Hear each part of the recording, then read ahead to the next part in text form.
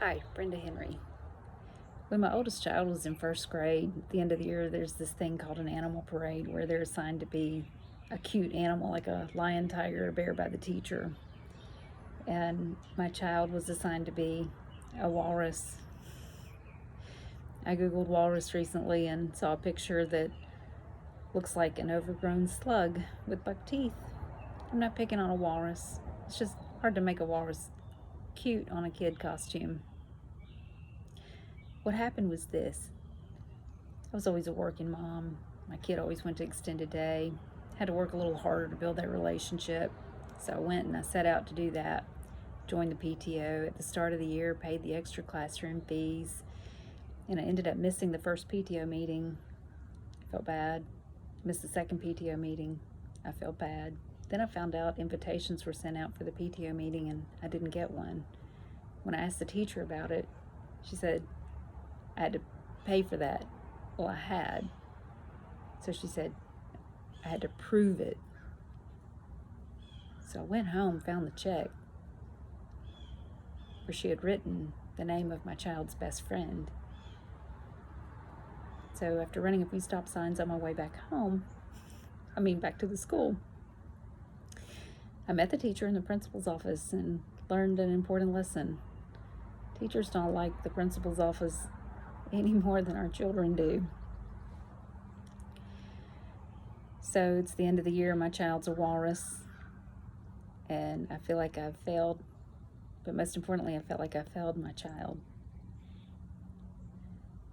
So I felt bad for a few days until something inside of me stirred and I developed the skills, went and got the costume material, and I made the best walrus costume that I could.